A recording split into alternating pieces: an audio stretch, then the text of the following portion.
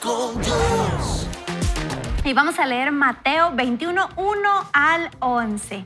Vamos, atención a lo que dice. Cuando se acercaba a Jerusalén y llegaron a Betfagé, al monte de los olivos, Jesús envió a 2 de sus discípulos y les dijo: vayan a la aldea que tienen ante ustedes. Allí encontrarán una burra atada junto a un burrito. Desátenla y tráiganmelos. Si alguien les dice algo, respóndenle: el Señor los necesita, luego los devolverá. Esto sucedió para que se cumpliera lo dicho por el profeta. Digan a la hija de Sión: tu rey viene a ti, manso y sentado sobre una burra, sobre un burrito, hijo de animal de carga. Verso 6. Los discípulos fueron e hicieron tal y como Jesús les mandó. Trajeron a la burra y el burrito, pusieron sobre ellos sus mantos y él se sentó encima. La multitud, que era muy numerosa, tendía sus mantos en el camino y otros cortaban ramas de los árboles y las tendían en el camino. Tanto los que iban delante como los que iban detrás lo aclamaban y decían: Hosana al Hijo de David, bendito el que viene en el nombre del Señor, Hosana en las alturas. Cuando Jesús entró en Jerusalén, todos en la ciudad se conmocionaron y decían: ¿quién es este? La multitud decía: este es Jesús, el profeta de Nazaret de Galilea. Así que estamos teniendo esta lectura en este pasaje hermoso de Mateo capítulo 21, versos 1 al 11, en donde vemos a Jesús actuar de una manera que quizás no habíamos visto en otros pasajes, ¿verdad? Mostrándose como rey. Como rey. Y pues, regularmente les decía a los discípulos y a las personas que les hacían milagros: no digan nada, no cuenten nada. Sin embargo, aquí él se muestra, ¿verdad? Y vemos profecías cumplidas, como por ejemplo lo que nos dice Zacarías capítulo 9, verso 9. ¿Verdad? Zacarías 9, verso 9 nos habla de una profecía y aquí vemos esa revelación impresionante acerca de Jesús mostrándose como rey. Es que me hubiera encantado estar ahí. Sí. yo me imagino ese gentío que había ahí, porque la misma Biblia lo dice. Estaba abarrotado porque era el tiempo de la Pascua. Hoy hablábamos de intencionalidad. Y aquí hay puro plan. O sea, aquí hay intencionalidad, aquí hay plan, aquí no existe la improvisación. Porque realmente él está entrando como lo que es, como un rey. Y vemos cómo le gritaban Hosana, que investigué que es como un grito de socorro, de necesitamos ser salvados. No tanto como una exclamación de alabanza como también se podría usar, sino era un grito de necesitamos liberación. Y vemos cómo Jesús prácticamente se está ofreciendo a sí mismo en esta entrada, así como todo un rey. Me encanta eso. Ajá, y sabes que a mí me llamó también la atención esa, ¿no? Que hacía una semana había llegado a sacar a las mercaderes en el templo y había estado de alguna manera un poquito esquivo tal vez de los maestros de la ley y aquí está saliendo públicamente para que se cumpla justamente la profecía, y cuya profecía también menciona. También me llamó la atención, ¿verdad? ¿Por qué en un burrito va la mamá burro y el burrito, el pollino, dice, y escoge ir en este que nunca ha sido montado? Y es que antes de Salomón, así entraban los reyes, ¿verdad? Y digo, antes de como Salomón, una señal de nobleza. de nobleza, totalmente. Y es que cuando llegó Salomón, parte de sus negocios, porque tenía varios negocios, era importar y exportar caballos, ¿verdad? Los famosos caballos árabes. Esa era parte de los grandes negocios de Salomón. Y entonces hoy en día tenemos la imagen, ¿verdad? De un caballo entrando con un rey. En ese entonces no, era parte de la profecía, ¿verdad? Antes de Salomón ver entrar a un rey en un burrito, básicamente. Pero dando cumplimiento justamente a todo lo que se había escrito, ¿verdad, Ricky? Y a mí me gusta muchísimo porque hablando de intencionalidad, Jesús también fue intencional porque hubo algunas cosas que él nos muestra que no dice, es que yo lo necesito, sino dice es necesario para que se cumplan las escrituras, para que se cumplan las profecías. Y a mí eso me emociona porque fue tan cuidadoso al detalle para que se cumpliera la palabra de Dios en su totalidad. Tanto así que cuando uno mira las estadísticas de cuántas profecías se cumplieron en Jesús, la verdad es que asombra, ¿verdad? Porque todo lo que nosotros leemos en el Antiguo Testamento apunta a Jesús. Y esta es la oportunidad, como decían ustedes, en la que Jesús Él mismo permite que se le adore. Porque generalmente Jesús era tan lindo que hasta decía, vayan y no se lo cuenten a nadie. O sea, tranquilo. Pero en este momento no, Él dice, o sea, voy a entrar y verdaderamente voy a permitir que se me adore. Y lo hace de una manera tan linda. Y como Nicky decía, me hubiera gustado estar ahí. Y yo soy otro que cada vez que yo pienso, cuando estamos nosotros en el momento de la adoración, tal vez en la congregación, recurrentemente viene a mí esa imagen de las personas poniendo su ropa incluso en la calle, poniendo palmas, ¿verdad? Hojas de palma en el piso para que Jesús pasara por ahí, dándole la entrada triunfal que Él se merece. Y trayéndolo tal vez a nuestra vida espiritual es lo que nosotros debemos de pensar todo el tiempo. Cuando nosotros vemos a Jesús, cuando queremos que Jesús entre, ¿verdad? A nuestro espacio, es recibirlo de esa manera, de veras decirle a Jesús y poner todo delante de Él. Tanto así que, no sé si ustedes se habían dado cuenta, pero muchas veces en las iglesias demos una ofrenda de palmas. Y nosotros ahora creemos que palmas porque palmas de las manos y un aplauso, pero en realidad el término de una ofrenda de palmas tiene que ver con este momento de la entrada triunfal de Jesús. Con la rendición de reconocer que es rey. Ofrenda literalmente de hojas de palma, o sea, porque fue lo que dice la Biblia que ponían, ¿verdad? Hojas de palma y todo. Entonces, recibirlo de esa manera. Yo creo que eso es tal vez lo que podríamos traer hoy, ¿verdad? A nuestro día a día y decirle, Jesús, te recibo como ese rey de reyes que eres, y no solo como, ¿verdad? O sea, un rey más o solo para, ahí viene al que le pido, sino de veras recibirlo con esa honra que Él se merece. El momento de haber sido tremendo, y esa canción de Osana, a mí me gusta muchísimo porque habla exactamente de este momento, y yo cada vez que oigo esa canción, ustedes, mi corazón de veras se quiebra porque digo yo, recordarnos de lo importante que es. Y sabes, Ricky, yo me ponía a pensar también en que esa algarabía y esa gran felicidad de la recepción del rey, pero pocos, ¿verdad? Días después estábamos crucificándolo, ¿verdad? O sea, la emoción de recibirte eres el resultado de esta promesa que hemos estado esperando. Sin embargo, poquitos días después nos volteamos a Él. Y en esta parte me llamaba mucho la atención viendo porque, digamos, Jesús sabía que iba a una tierra hostil, donde los líderes religiosos no lo querían.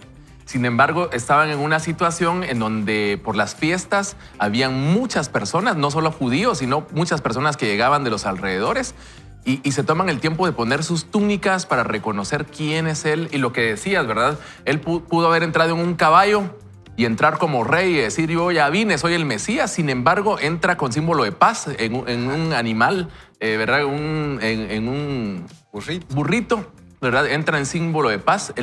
El Mesías que cumple la palabra, ¿verdad? Porque no solamente Zacarías, sino también el Salmo 118 se cumple con esa palabra de Osana al hijo de David, ¿verdad? Se cumple ahí el Salmo 128, verso 25 y 26 también.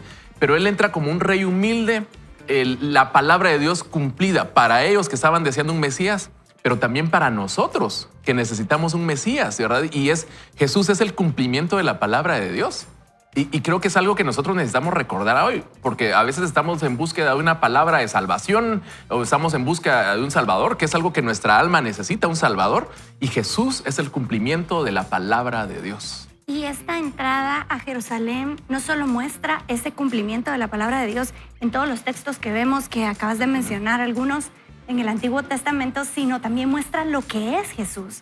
Porque realmente es yo digo, quisiera haber estado ahí, haberles dicho, vamos Jesús, pero a la hora de entrar a ese territorio hostil que tú hablabas, o sea, ahí lo querían matar. Y el hecho de que Él se presentara ahí como todo un rey era una amenaza a su vida. Y muestra mucho de la identidad que Jesús tiene en Dios al hacerlo con valentía y decir, bueno, yo soy el rey, o sea, Él es el rey, Él sabe que es el rey y entra como un rey. Incluso en el burro que hablabas, Aner, que es sinónimo de nobleza, pero pudo haber entrado en un caballo como un sinónimo de guerra, o pudo haber entrado como el príncipe Ali en Aladín, en el elefante. Me encanta eso cuando entra con tanta pompa. Pero Él vino a demostrar, entrando en un burro, que Él es el rey, que vino a amar y no a destruir, que vino a sanar y a salvar y no a condenar. Entonces vemos tanto de Jesús, de su carácter en esa entrada también, Julio, no solo el cumplimiento de la promesa. Ahora, yo les quiero mencionar algo que me encantó también es, Él le dice a los discípulos, vayan y busquen el animal y si alguien les pregunta algo, díganle, el Señor lo necesita. Ese código escondido que Sí. tiene Jesús en toda la Pero, Escritura. ¿sabes? Sí, yo pienso y digo, Él como el Mesías tiene la autoridad, ¿verdad? Yo concluía en eso, creo que de repente ya había algo. Había Jesús, negociado antes. Claro, ¿verdad? Jesús, cuando tenía muchos amigos en la ciudad seguramente. En Betania, seguro lo mandó ahí con Pero Lázaro. digamos, en esa parte, el Mesías tiene la autoridad de recibir lo que necesita. Así es, no te estoy preguntando, diles que ya, no te estoy pidiendo permiso. Y es esa autoridad, ¿verdad?, que tiene Jesús y en esa nobleza y en esa sencillez de corazón y en esa demostración pública de paz, de servir. Por cierto, ustedes, yo no sé si sabían, pero en los escultores, ¿verdad?, cuando representan un caballo y levantan las dos piernas de adelante, significa que la persona que lo monta murió en la guerra, ¿verdad? Y si solo tiene una pata levantada, significa que producto de la guerra tuvo heridas y después falleció.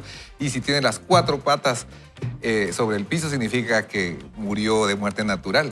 Yo ponía a pensar, ¿y cómo hubiera sido la representación en este caso? Sin duda, sería una representación de morir en la guerra.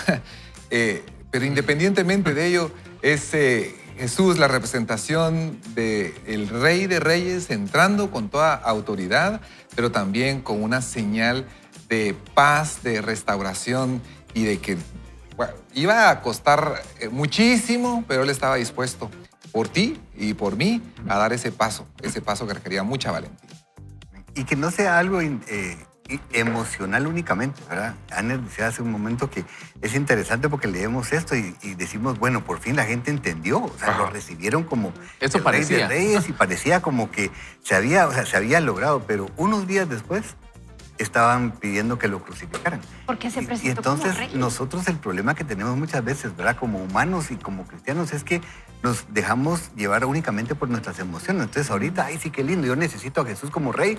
Entonces, sí. Y entonces estoy súper emocional y lo recibo como el Rey de Reyes, pero tal vez dentro de unos días estoy molesto porque no hizo lo que yo creía que tenía que haber hecho, porque no me respondió como yo quería que me respondiera y entonces podemos reaccionar de una manera distinta. Entonces, entender de verdad que esto no se trata de emocionalismo. Somos seres emocionales, pero no somos seres que debemos ser gobernados por nuestras emociones, porque sí es impresionante. O sea, ese cambio tan drástico de hoy te recibo como rey y dentro de unos días estoy pidiendo que te crucifiquen.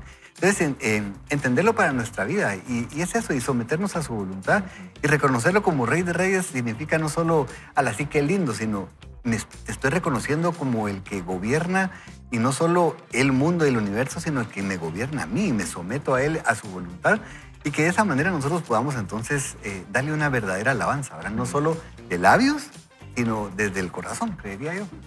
Fíjense que leía a un comentarista bíblico y decía que Jesús mostró 3 cosas en esta acción y me llamó mucho la atención. Decía que nos mostraba su coraje al entrar a la ciudad hostil, que nos mostraba sus credenciales como el Mesías, el ungido de Dios.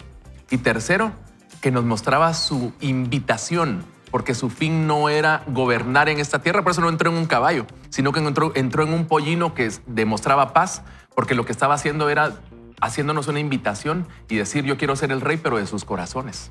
Yo quiero ser el rey de sus vidas. Y yo quiero pedirle a Nikki que por favor nos ayude con una oración, porque quizás estamos en un punto en donde precisamente lo que decía Ricky, estamos en la emoción de decir, sí, Jesús y esto, pero quizás lo que necesitamos realmente es pedirle que Él entre y sea el rey de nuestra vida y el rey de nuestro corazón. Oremos. Gracias, Señor, por este tiempo. Señor, bendecimos, alabamos tu nombre, como la Escritura dice, Hosana en las alturas, Señor. Padre, hoy venimos a presentarte toda nuestra adoración y nuestra alabanza. Señor, si tú te hubieras presentado como un profeta, tal vez no te hubieran matado, Señor, pero tú te presentaste como lo que eres, el Rey de Reyes. Así que hoy venimos a darte gloria, Señor. Venimos a postrarnos ante ti, a decirte, somos parte de este llamado que tú haces. Queremos ser parte de esta invitación que tú nos haces a formar parte, a ser los escuadrones de tu reino, Señor. A que tú puedas darnos esa identidad, Señor, que tú has recibido de Dios. Que nos las puedas dar a nosotros para que nos veamos, Señor, como hijos tuyos. Para que nos sintamos parte de esta gran comisión que tú nos has dado de ir a predicar el Evangelio. Señor, permite que podamos ser luz y reflejarte a ti como un espejo en todo lo que hagamos, Señor. y sobre todo reconocerte como el Rey de nuestro corazón y de nuestra vida. Señor, gobierna nuestro mundo, gobierna nuestro pensar y haz de nosotros los discípulos que tú necesitas para poder alcanzar a más personas para ti. Señor, damos para ti la honra y la gloria en este día. Amén. Amén. Y nosotros podemos hacer como el pueblo allí cuando recibió a Jesús, también decir Hosana, que iba con el significado de salva ahora, según los comentaristas bíblicos, salva ahora, que es un clamor de auxilio, ¿verdad? De decirle, tú eres el ungido de Dios, necesitamos tu salvación, necesitamos que nos salves. Y nosotros también podemos ir delante del Señor y pedirle ese auxilio y pedirle que salve nuestra vida. Y para eso es importante también que nosotros aprendamos más de la palabra del Señor todos los días, intencionalmente, Aner. Así es, y le queremos invitar a que se una con nosotros al Bible Challenge, el desafío de leer la Biblia en un año, y nos corresponde leer Romanos. Estamos leyendo el día de hoy Romanos 1 y capítulo 2. El libro de Romanos es de verdad extraordinario, ¿verdad? Las enseñanzas de Pablo a una iglesia que había sido dividida luego de la muerte de Jesús. El emperador, luego unos años después, el emperador Claudio expulsa a los judíos, y ahí se van los judíos que creían también en Cristo. Y después de esto, 5 años después se les permite regresar, y cuando regresan hay una iglesia bastante dividida, ¿verdad? Que está bueno comer, pueden comer camarones, no puedo comer camarones. Y había como bastante discusiones entre ellos, chicharrones, y era el siervo, o ¿qué pasaría? Y después de eso viene un mensaje de Pablo para poder unificar a la iglesia. Creo que es muy, muy lindo en ese contexto poder sumarte a la lectura de la Biblia. Este es buen momento para participar mientras hacemos una breve pausa y regresamos con más de Vaya con Dios. Conozcamos nuestra mente. Vivamos de una manera diferente. Cada día, cautivados por la palabra de Dios, podemos transformar lo negativo en positivo con una mente renovada. Y seguimos hablando de mindfulness. En lo más profundo de los seres humanos existen potentes medios de curación cuyo mecanismo todavía se desconoce, dice la autora.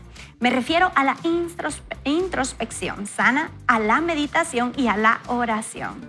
La mente, gracias a estos procesos, puede actuar sobre el cuerpo restaurándolo. Vamos a reflexionar de forma sencilla sobre este tema. Iniciemos definiendo qué es mindfulness.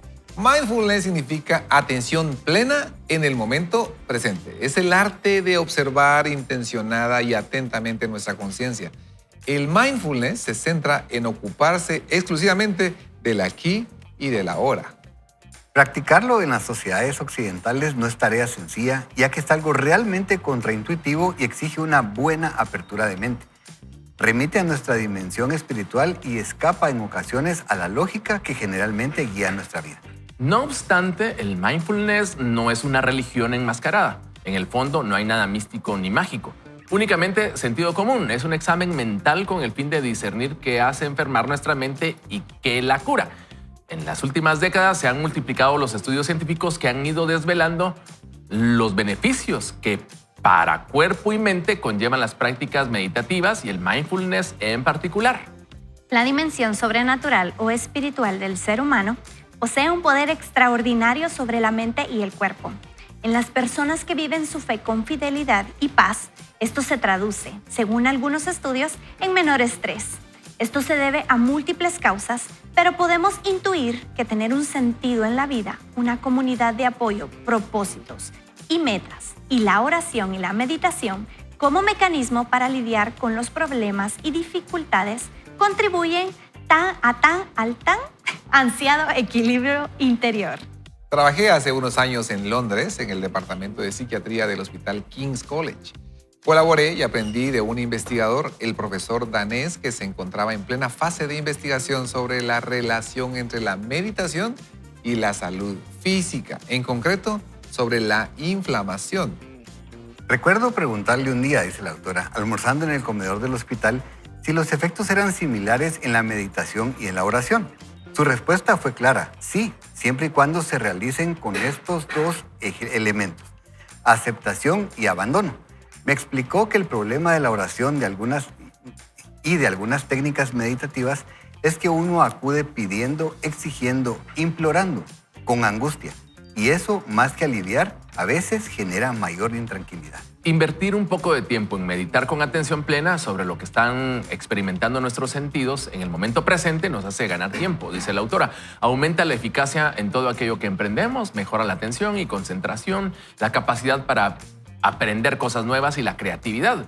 Practicar mindfulness supone ejercitar el cerebro del mismo modo que al practicar un deporte se ejercitan los músculos. La oración añade un componente fundamental. En el caso del mindfulness, la clave radica en soltar pensamientos tóxicos, asociándolo a una plena conciencia de los sentidos y del presente. Cuando existe una visión espiritual de la existencia, la oración suma a las ventajas del mindfulness la fe en un ser superior, Dios, y la íntima confianza de que todo lo que nos ocurre tiene un sentido.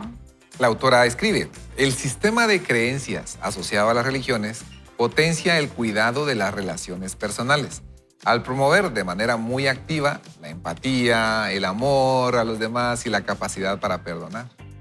Existe también una relación importante entre el mindfulness y la empresa.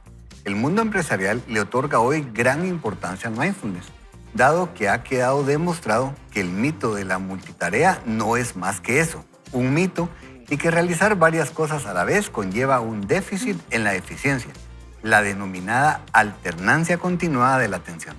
Cuando realizamos varias cosas a la vez, invertimos mucho más tiempo, cometemos más errores y nos cuesta recordar aspectos relacionados con el trabajo. Al contrario, al estar totalmente presente y atento en tu trabajo, tu labor será más eficaz, tomarás las decisiones acertadas y colaborarás más eficazmente con tus compañeros. También se han realizado estudios para ponderar la eficacia de la práctica del mindfulness en el universo de los negocios. El neoyorquino Jon Kabat-Zinn desarrolló en 1979 el programa Reducción del Estrés mediante Mindfulness. De 8 semanas de duración, los resultados fueron concluyentes. El nivel del estrés se había reducido y se sentían con más energía en el trabajo. Asimismo, observaron que se había presentado una mayor producción de anticuerpos en la administración de un virus de la gripe atenuado que en un grupo de control que no participó en el curso de mindfulness. Cada vez se está instaurando más esta práctica en diferentes empresas por todo el mundo. Las ventajas son evidentes. El mindfulness también tiene un impacto en el sistema inmune. En los últimos años, David S. Black, profesor asistente de medicina preventiva de la Escuela de Medicina de Keck, perteneciente a la Universidad de Southern California, ha publicado numerosos estudios acerca de los beneficios del mindfulness en nuestra salud. Llevó a cabo la primera revisión exhaustiva de ensayos controlados aleatorios que examinaban los efectos del mindfulness de acuerdo a 5 parámetros del sistema inmunitario: proteínas inflamatorias circulantes y estimuladas, factores de transcripción celular y expresión genética, cantidad de células inmunitarias, envejecimiento de estas y respuestas de los anticuerpos. Sus hallazgos sugieren efectos interesantes del mindfulness, una reducción importante de los marcadores específicos de inflamación, alto número de linfocitos TCD4+, son como los generales del sistema inmune, y actividad incrementada en la telomerasa, alargando sus telómeros. Estos estudios son solo el inicio, pero resultan alentadores. Sé proactivo, no tengas miedo de creer en la trascendencia de tu ser y de la vida. Aprende primero a respirar con atención en momentos de calma, cuando no estés estresado o sometido a una crisis. Ve entrenando tu mente poco a poco, paulatinamente. Presta atención a lo que te rodea, conectando de forma profunda con tu esencia hasta llegar a descubrir un mundo maravilloso. Y digamos, esto que nos muestra Marian Rojas Estapé es muy interesante y precisamente lo platicábamos al inicio de este bloque. Nuestra tarea como comunicadores, en este caso, no solamente es traerle la información, sino traer lo que la ciencia dice y ver lo que el Señor nos dice a través de su palabra. Por eso estamos hablando hoy acerca de este tema. Nuestra tarea no solamente es venir y leer libros, sino en este caso llevarlo a un punto de crecimiento real y que es el crecimiento que el Señor nos puede ofrecer, ¿no? Y es el reto que nosotros tenemos. Me llama mucho la atención porque ella habla de la fe. Hace algún tiempo vi un estudio que hicieron acerca de longevidad y las zonas azules. Ah, bonito. Que son ¿lo viste? Sí. Las zonas azules son los lugares donde hay más personas longevas. Y encontraron que las personas que practican la fe viven 30 10% más que las personas que no tienen fe, ¿verdad? Y creo que esa parte es bien interesante. Obviamente estamos hablando de gente que practica, ¿verdad? No solo gente que dice tengo fe, sino gente que practica. Y digamos, en este caso nosotros podemos desde la fe tener la certeza de que algo pasa en la vida y en el cuerpo de una persona que tiene una convicción de decir, Dios tiene el control de mi vida, en Dios puedo descansar. Esa claridad de encontrar descanso en el Señor trae placer y trae plenitud a la vida de una persona, a pesar del trajín y de lo agobiante que es el mundo. ¿Y qué pasa cuando mi enfoque se centra en las preocupaciones? De la misma ciencia, yo estaba viendo un programa en el Nat Geo de cómo funciona la atención con mis hijos el fin de semana y vemos cómo ellos explican que el cerebro no puede hacer dos cosas a la vez. O sea, si estás enfocado en una cosa, tu cerebro automáticamente va a desconectar la otra y a esto le llaman ceguera por inatención. Okay. Es como cuando te saltas el mar y vas al otro lado del mundo y te roban la billetera sin ponerte un arma, sino solo con pura distracción. Los carteristas te distraen en algo y no te das cuenta que ya perdiste el celular y la billetera. Y así funciona la mente. O sea, la multitarea no existe, está comprobado científicamente que no existe. Entonces, cuando nosotros ponemos atención tal vez a esas situaciones difíciles, es como que esa ceguera por inatención activara la preocupación y desactivara a Dios. Mientras que si nuestro enfoque está en Dios, es por eso que la fe y la pena no van, porque una desactiva a la otra. Y mirás qué lindo, porque, a ver, vamos a poner esto en práctica. Entonces, imaginemos que está enfrente de su plato de desayuno y entonces hace esta oración con los ojos abiertos, que por cierto, Juan Pablo Morales creo que se lo escuché a él decir hace varios años y me gustó muchísimo, era orar con los ojos abiertos. Dios, gracias por estos frijoles, por ese queso de Zacapa, Señor. Gracias por estos huevos estrellados. Está pues llegando su atención en este momentito a lo que tiene enfrente.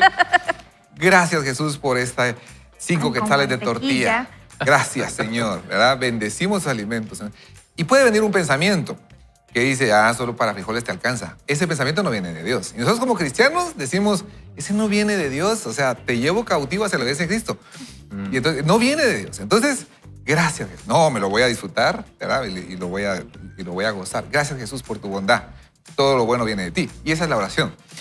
Y ese tema de atención enfocada, ¿verdad? Que estamos hablando de hacer una pausa y ponerle atención a lo que está pasando en este momento, pero también agradeciendo a Dios y llevando, ¿verdad?, esos pensamientos que no son de Dios cautivos a su obediencia. A mí, yo estoy seguro, amigo, que nos ha pasado a todos, ¿verdad? Esas noches que no podemos dormir por un pensamiento, ¿verdad? Que lo tenemos atravesado y que decimos, Señor, no puedo con esto, deposito en ti toda mi ansiedad. Señora, llévatela de mí, no quiero pensar en esto. Y por cierto, ¿verdad?, que si te ha pasado, que a mí me ha pasado varias veces y que no me deja dormir, de todas formas no puedo dormir, la recomendación es, haces una pausa, cambias de lugar, te paras o vas a un sillón y lees la Biblia y después vas a sentir que te cambia el modo, ¿verdad? Sales de ese ciclo, ¿verdad?, de ese destrabarse y entonces cambias un poco el modo. El tema es esto, sin lugar a dudas el tema de la meditación o el mindfulness es importante, pero el tema de la oración, amigo televidente, asociado a esos momentos de pausa, aquí, ahora, dando gracias a Dios, porque muchas veces el tema es que tenemos el pensamiento más adelante, ¿no? Estamos preocupados de la reunión que tenemos en un par de unos 20 minutos y qué voy a decir y la presentación y estamos tal vez adelantados, pero hacer esas pausas para agradecer y para llevar nuestros pensamientos activos a la vez de Cristo son fundamentales. Y creo que tiene que ver con eso, ¿verdad? Y esa palabra pausa literalmente es poder hacer un alto, pausar y comenzar a meditar, pero de la manera correcta. Y por eso decíamos, en realidad se ha puesto muy de moda. Y como nosotros somos, ¿verdad?, en la cultura todo se pone de moda. Entonces ahora este tema de la meditación a través de lo del mindfulness o de esa meditación, ¿verdad?, hacia lo estilo como todo esotérico, llama la atención, pero en realidad solo puede lograr un poco. Cuando la diferencia para nosotros como cristianos es poder tomar ese tiempo, reflexionar en lo que Dios dice, y me gustaba mucho porque era una de las escrituras, Ana, que venían a mi mente cuando yo leía esto, y es llevar cautivo todo pensamiento a la obediencia a Cristo. Esos pensamientos, por eso les decía yo, no es, aquí el mindfulness nos dice, no hay que juzgar los pensamientos. La palabra del Señor nos enseña que al meditar sí juzgamos nuestros pensamientos y decimos, ese pensamiento no viene de Dios. Por lo tanto, yo entonces hago una sustitución de mi pensamiento por el pensamiento bíblico. Y eso es lo que comienza a hacer la diferencia. Entonces, por eso es que no es como, bueno, ahora esto, digamos, es así como, yo entiendo a la autora, ¿verdad? Desde su perspectiva es como, y si le sumo a la oración, ¿verdad? Es como, es bueno. No es, para nosotros, en nuestro caso, no es, bueno, ahora sumémosle un poco como de cristiano, no. Ajá. Es que eso es lo que hace toda la diferencia. Una meditación en la palabra de Dios es poder de veras escudriñar y poder ver qué es lo que la Biblia dice, orar. Y aquí, digamos, ella nos explicaba que un científico dice que no tenemos que llegar con casi que ni a pedir nada, porque entonces como que no funciona. Pero la palabra no nos dice eso. La palabra dice que nosotros podemos llegar a nuestro Padre y decirle, Señor, y yo también, y te pido, y puedo llegar de veras con Él humillado, decirle, Señor, te necesito. Y eso no es malo, al contrario, la Biblia nos dice que es bueno porque estamos poniendo toda nuestra confianza en Él. Y miren, Filipenses 4, 6 y 7 dice, por nada estéis afanosos, sino sean conocidas vuestras peticiones delante de Dios en toda oración y ruego, con acción de gracias. Y miren qué lindo, y es lo que ella nos está explicando científicamente. Miren cuál es el resultado. El resultado está en el versículo 7, dice, y la paz de Dios, que sobrepasa todo entendimiento, guardará vuestros corazones y vuestros pensamientos en Cristo Jesús. Por eso, Ana decía hace un momento, nos emocionamos cuando nosotros leemos algo científico y nos corrobora lo que la Biblia ya nos enseñó. Entonces, no es para demeritar lo que ella dice, ella lo está escribiendo desde la luz que ella tiene, pero como cristianos nosotros tenemos todavía, por decirlo de alguna manera, algo que es superior. Entonces, aprendamos a meditar, pero a meditar en su palabra, a meditar y platicar con Él, y entonces vamos a poder llegar a este estado, que esta sí es la verdadera paz, porque dice que esta paz sobrepasa todo entendimiento. No es algo circunstancial ni momentáneo, sino que es algo que ni se puede entender. Es cuando le dicen, bueno, pero ¿cómo puedes estar así? Pues como que no estás viendo lo que está pasando. Y es, estoy en paz y no se entiende. Pero es una paz que viene de Dios, no de lo que, ¿verdad? No de mi propio cuerpo, sino que viene de Dios, es diferente. Creo que a lo largo de la historia siempre hemos estado en una situación en donde el hombre siente que es autosuficiente, ¿verdad? Pero ahora creo que estamos en un tiempo de la historia en donde más que nunca se promueve la autosuficiencia. Y esta parte creo que es importante mencionarla porque al final yo creo que humanamente podemos tener algunas victorias. O sea, solos como seres humanos tenemos algunas victorias, pero las victorias más importantes de nuestra vida sin Dios no las vamos a poder alcanzar. El tema de la salvación no la podemos alcanzar sin Dios, no podemos salvarnos a nosotros mismos y es por eso la importancia de lo que estamos hablando hoy. Cuando nosotros ocupamos nuestra vida a meditar en la palabra del Señor, a apartar, a estar tiempo a solas con Dios, ese tiempo de apartar y estar quieto y atender a Dios, nosotros debemos entender una cosa, el corazón de Dios se conecta más con el corazón nuestro y tenemos la oportunidad de parecernos más a Dios. Por eso la importancia de lo que estamos hablando. Y yo quiero pedirle en esta mañana a Ricky que nos ayudes a orar en este momento para pedirle al Señor que nos ayude, a que abramos los ojos y estemos más dispuestos a buscarlo a Él y no tanto buscar nuestra independencia humana de decir yo puedo solo lidiar con estas cosas. Y solo antes de orar, quiero contarles una cosa muy rápido. Una persona hace muchos años, alguien que de veras el Señor usó para bendecir mi vida de maneras impresionantes, él me ayudó y me decía, ¿sabes qué? Para comenzar, cuando uno comienza a orar con Dios, me decía, jala una silla, sentate y ponía una silla enfrente. E invita al Señor a que esté ahí. Y entonces fíjense que comienza uno a orar, pero no es como así, porque a uno hasta le cuesta mantener la atención. Era como pensar, Dios está aquí, literalmente Él está aquí. Me servía mucho el tener esa silla enfrente.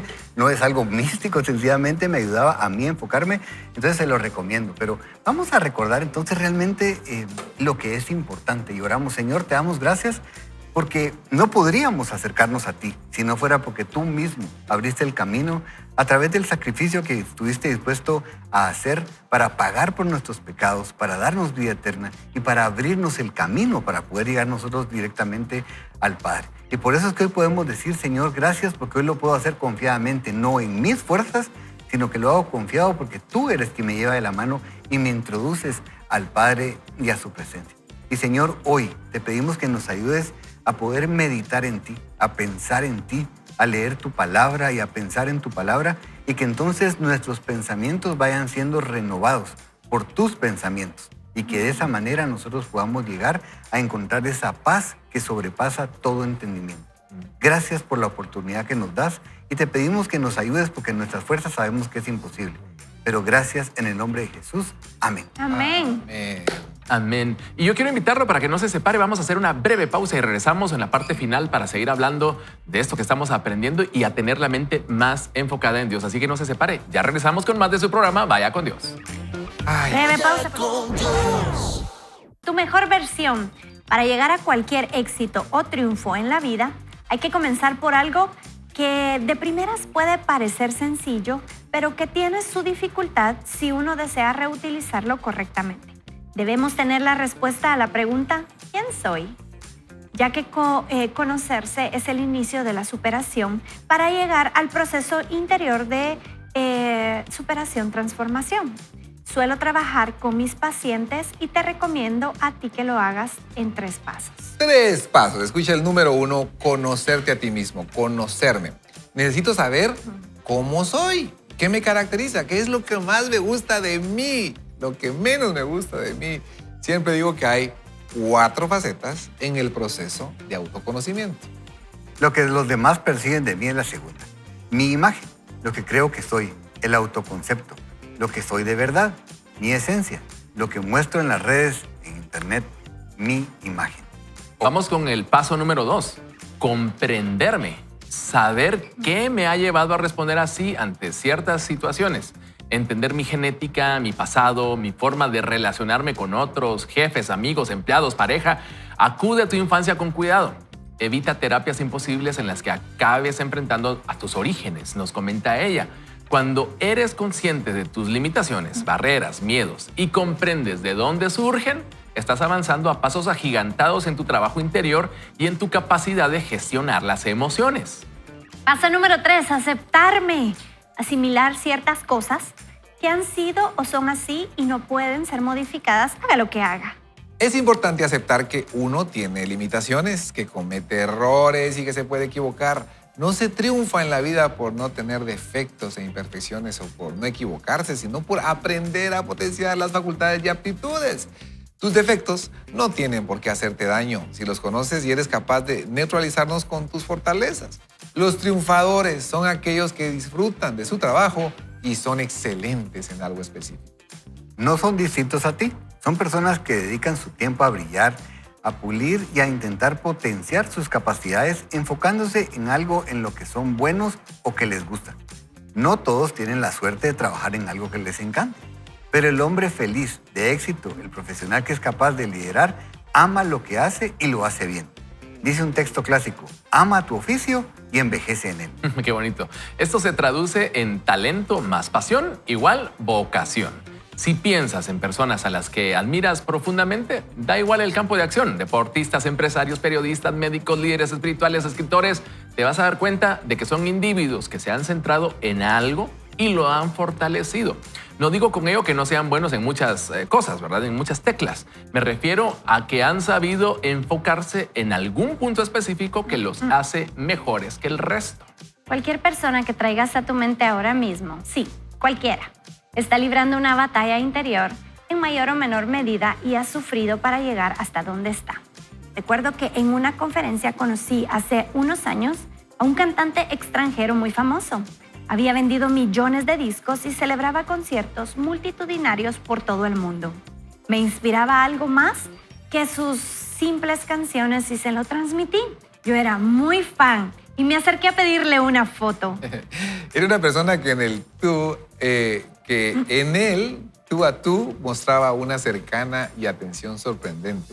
Me preguntó por mi familia, mi profesión. Al comentarle que era psiquiatra me dijo, bueno, he estado mucho tiempo en terapia, tengo ataques de pánico en lugares con mucha gente e incluso a veces en el escenario. Es mi lucha diaria, espero superarlo del todo algún día, le dijo. Pánico a los lugares concurridos, un cantante conocido mundialmente. He visto conciertos suyos por YouTube y en directo. Nunca me olvido de esa conversación breve y sonrío pensando que, a pesar de un miedo tan atroz, este hombre triunfa allá donde va. Quiero compartir contigo esta historia de un hombre que ejemplifica lo que hemos estado hablando. Me refiero a Roger Federer. Yo estoy totalmente de acuerdo. Eso lo dije yo, ¿verdad? Federer es una leyenda viva. Sin duda, el mejor y más elegante jugador de tenis de la historia. ha roto todos los récords en su deporte y cuenta con adeptos por todo el mundo. En una entrevista publicada en julio de 2013 en el diario Marca, que es un diario español, el periodista señalaba: usted siempre ha tenido un gran servicio, una mejor derecha, una buena volea, al igual que variedad en los cortados. Su punto débil parece ser el revés. Yo tenía dos opciones: potenciar mis cualidades o mejorar mis debilidades. Si hacía lo segundo, me convertía en un tenista demasiado previsible. Al final, lo que paga las facturas son mis virtudes. No me veo haciendo lo que hacen algunos, de pasar 1000 bolas con el revés e intentar no fallar para mejorarlo. Por lo tanto, ¿qué es un líder? Todo líder requiere 3 cualidades: tener un mensaje, saber comunicarlo y ser optimista al respecto. Parece difícil encontrar a alguien que inspire de esta manera. Los políticos que copan los medios de comunicación, por ejemplo, con frecuencia no saben comunicar y normalmente sus mensajes son ambiguos y también calculados, cambiando según el público al que se dirigen o al que les interesa más. Líderes así no nos valen. Los líderes de verdad son personas que marcan, que atraen hacia ellos e irradian coherencia, paz y felicidad. Demasiado interesante lo que estamos conversando. Yo les quiero contar, desde hace algunos años tengo la oportunidad de dar clases de comunicación. Ajá. Y entonces, una de las primeras cosas que yo trato de abordar en el tema comunicacional es el tema de identificar tus fortalezas y tus debilidades. Ajá. Porque regularmente uno habla con las personas y le dice: ¿y en qué quieres mejorar? Y no sé, ¿verdad? Solo quiero estar mejor, ¿verdad? En el tema comunicacional. Y entonces hay que hacer un trabajo para descubrir fortalezas y debilidades. Y regularmente yo les digo algo que les sorprende un poco, porque les digo: veamos tus fortalezas. Ok, lo que vamos a hacer, veamos tus debilidades y veamos tus fortalezas. Vamos a potencializar tus fortalezas. Olvídate de tus debilidades. Vamos a trabajar en alguna que esté así muy por debajo, pero nos vamos a enfocar en tus fortalezas. Entonces, regularmente se quedan viendo así con cara de: ¿y por qué no nos enfocamos en las debilidades? Entonces le digo: no, porque ¿para qué nos vamos a gastar en esto si no sos bueno en esto? Enfoquémonos en lo que sí eres bueno y hagámoslo mejor, ¿verdad? A nivel comunicacional. Y creo que en la vida es eso. A veces nosotros sabemos que necesitamos mejorar, pero no sabemos dónde, porque no conocemos nuestras fortalezas y nuestras debilidades. Nos dan vergüenza nuestras debilidades. No estoy hablando de cosas espirituales. Obviamente en las debilidades espirituales debemos hacernos fuertes en el Señor. Estoy hablando en lo que hacemos día a día, ¿verdad? En las cosas cotidianas. Tenemos debilidades, no deberían de avergonzarnos. Deberíamos de saber cuáles son, para que no nos sorprendan cuando alguien nos diga: tú no eres bueno en esto. Y uno decir: sí, claro, yo ya lo sabía, tenía claro en eso. ¿Verdad? Yo ya lo sabía, pero tengo fortalezas y soy bueno en esto, y tener claridad en ese tipo de cosas, ¿verdad? No sé cómo lo ven ustedes. Hablando de de cosas que se han escrito desde hace muchos años, ¿verdad? Sócrates, 450 años antes de Cristo, diciendo: conócete a ti mismo, ¿verdad? Ajá. Es la clave. Y pareciera algo que hemos escuchado muchas veces, pero es tan importante, ustedes, conocernos a nosotros mismos, en qué somos buenos. La autora aquí nos dice 4 cosas. Yo las puse en orden diferente, pero una de ellas es qué es lo que el concepto que yo tengo de mí mismo, ¿verdad? ¿Cuál es mi concepto? Si pudieras dedicarle un tiempito a escribirlo, ¿cuál concepto tienes de ti mismo? Y la otra es: pero ¿y qué dirán los otros? Ajá. Porque a otras personas pueden tener un concepto bien distinto. Pero la otra es la verdad. ¿Qué de verdad soy? ¿Cuál es mi esencia? Y ahí tenemos las de ganar, ¿verdad? Soy hijo de Dios, ¿verdad? Soy redimido, tengo esperanza. Y ahí nos cambia muchísimo. Y la otra que también me dejó pensando era: ¿qué es la imagen que transmito a los demás? Ella le dice: imagen, de internet. De internet, digamos, imagen. Es decir, ¿qué es lo que estoy transmitiendo en mis fotografías de Instagram o de redes sociales? Y a qué le estoy prestando atención, a qué quiero que los demás identifiquen como lo que estoy transmitiendo. Entonces, esas 4 cosas nos ayudan a conocernos a nosotros mismos, pero yo creo que sí es fundamental justamente lo que mencionas, ¿verdad? Saber qué es lo que yo tengo como fortaleza y qué tengo también como debilidad, y tratar de trabajar en esas fortalezas, Miki. Sí, y es que somos valiosos. Seamos valiosos. A veces no nos damos cuenta que el precio que pagó Jesús en la cruz cuando vino a morir determinó el valor de las personas. Y es que la grandeza de los súbditos de un rey en realidad refleja la gloria del rey mismo. Y a veces no nos damos cuenta lo que somos y la identidad tan grande y el llamado tan importante que Dios puso en cada uno de nosotros. En Mateo 28 nos hace un gran llamado que no se pudiera cumplir a menos de que ese llamado fuera ejecutado por personas extraordinarias. Y a veces vemos en la Biblia hombres grandiosos como Daniel, José, Esther, David, y no nos vemos a nosotros mismos como con esa grandeza. La Biblia dice que somos diseñados para reflejar la gloria de Dios como espejos. Entonces, a veces nos escondemos detrás de la iglesia, estoy en un lugar cómodo y no voy a salir, y no nos damos cuenta que Dios, cuando nos envía, Él nos da identidad y nos capacita. A mí me pasaba que a veces mi papá me decía, ¿vas a ir a hacer esto? Y yo le decía, no, eso está muy complicado. Él me decía, tú vas a ir, tú sos capaz, tú sos fuerte, tú sos inteligente, tú lo vas a hacer. Y vemos cómo el Señor capacitaba a sus guerreros y a esas personas que enviaba en las Escrituras. Vemos a Gedeón cuando se le aparece el ángel de Jehová y lo primero que le dice es, el Señor está contigo, guerrero valiente.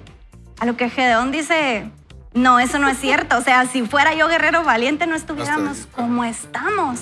Entonces, cada vez que el Señor nos envía, Él no nos dice nuestra pequeñez, sino Él nos va a catapultar por medio de la grandeza que Él ya puso en nosotros, porque dice, ve con fuerza que tú tienes y salvarás a Israel del poder de Madián. ¿Por qué? Porque yo soy el que te envía. Entonces, cuando conocemos nuestra identidad en Cristo y que Él nos envía, hace la diferencia para hacer grandes cosas.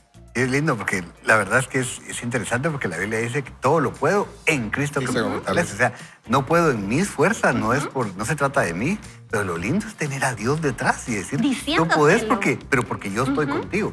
Entonces es eso, no se trata de ese como una fuerza propia, sino es esa fuerza que nosotros tenemos en Dios. Y Ana hablaba de estas 4 cosas que nosotros debemos hacer para conocernos. Y era eso, ¿verdad? Lo que dicen, lo que los demás perciben de mí, lo que creo que soy, lo que soy de verdad, lo que muestro en las redes. Y decía, qué lindo, porque es eso, esas 4 cosas son muy importantes. Pero una vez más, nosotros como cristianos sabemos que está la quinta, que en realidad debería ser la primera, y es, ¿qué dice Dios de mí? No es solo lo que yo veo de mí, lo que los demás creen de mí, lo que yo pienso de mí, no. ¿Qué dice Dios de mí? Y eso hace toda la diferencia. Porque entonces eso nos ubica y nos recuerda que Dios es eso, que Dios nos ama y que nos ama con amor eterno, que Él nos formó en el vientre de nuestra madre, peloncito y todo, pero así me formó Dios en el vientre, me entretejió en el vientre de mi madre. Dice que Él me conoció antes de la fundación del mundo y comenzamos nosotros a decir, eso es lo que Dios dice de mí. Entonces uno sale inflado, pero no por una fuerza interior, sino porque sabemos que somos de Dios y que Él tiene cuidado de nosotros. Entonces yo le diría, súmele a estas 4 que son súper importantes, esa quinta que es, ok, después de todo esto, ahora ¿qué dice Dios de mí? Y eso, fíjense que pensaba yo, nos ayuda a ubicar las demás. Que puede ser que estemos confundidos en lo que los demás piensen de mí o en lo que yo pienso de mí mismo. Pero cuando Dios me dice quién soy yo para Él, entonces yo digo, no, entonces lo que yo estoy pensando no era así, ¿verdad? Tal vez no soy tan, ¿verdad? O sea, sí, no soy tan basura como me creo o no soy tan tremendamente bueno como me creo, sino que nosotros nos ubicamos en lo que Dios dice de nosotros. Y eso, pienso yo, hace toda la diferencia. Ella también menciona, dice, es importante aceptar que uno tiene limitaciones, que comete errores y que se puede equivocar. Y yo creo que esta parte debemos tenerla muy claro. Digamos, a nivel corporativo se habla mucho ahora del trabajo en equipo, ¿verdad? De cómo nos complementamos. Y yo le quiero decir una cosa, la iglesia también tiene complementariedad, se complementa una persona con la otra. Por eso hay gente que canta, hay gente que predica, por eso hay gente que recibe a la gente con una sonrisa en la puerta, porque no todos tienen la capacidad de sonreír con naturalidad, ¿verdad? O sea, somos un equipo y creo que no necesitamos aparentar algo que no somos, de ser claros. Por eso la importancia de conocer fortalezas y debilidades y decir, yo no soy bueno en esto, necesito ayuda.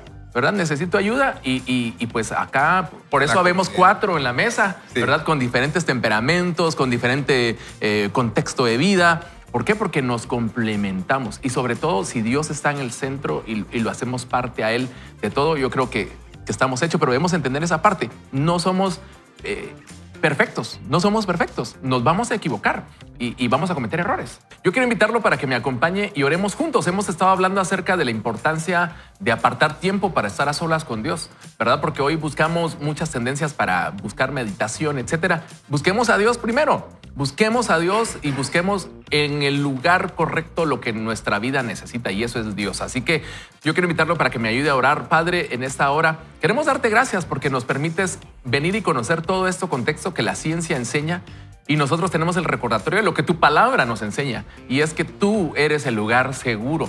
Nosotros no somos autosuficientes, te necesitamos, no podemos salvarnos a nosotros mismos y te necesitamos a ti. Señor, si alguien hoy necesita venir y traer un momento de reflexión, de paz, tu presencia está esperándonos. Tú dijiste, Señor, cuando estuviste en la tierra, que los cargados y los cansados pueden encontrar descanso en tu presencia. Y hoy queremos recordar eso, Señor, queremos descansar en ti. Queremos que nuestra mente, las aflicciones de este mundo que nos pueden venir y agobiar, podemos encontrar descanso y consuelo en ti. Gracias por hablarnos, gracias por enseñarnos y por recordarnos hoy que necesitamos estar enfocados en ti y en tu palabra. Amén. Lo oramos en el nombre de Jesús. Amén. Ronda, ¿qué se llevan de hoy? ¿Qué se llevan del programa de hoy? Que Dios nos da identidad, que nos permite ser capaces, y a veces la esclavitud puede estar adentro, pero Dios ya pagó el precio, Jesús, en la cruz. Ricky. Así es. Que Dios tiene cuidado de nosotros y que somos únicos en Él y que verdaderamente nosotros en Él encontramos esa paz que estamos buscando, porque es una paz que es duradera realmente. Agner Mejía. Amigo oyente, amigo televidente, pausa. Esa pausa en el momento del estrés, ¿verdad? Para dedicarnos un tiempo para buscar al Señor y vivir el momento presente dando gracias por este momento aquí y ahora. Yo le quiero recordar, no somos autosuficientes, necesitamos al Señor. Y Él tiene las puertas abiertas esperándonos. Yo quiero invitarlo para que nos despidamos del programa de hoy diciendo que gracias a Dios hoy es lunes. Así que póngase bien el saco y prepárese ahí donde se encuentra, porque juntos le vamos a decir ¡gracias a Dios hoy es lunes! ¡Buen inicio de semana! Que la pase muy bien.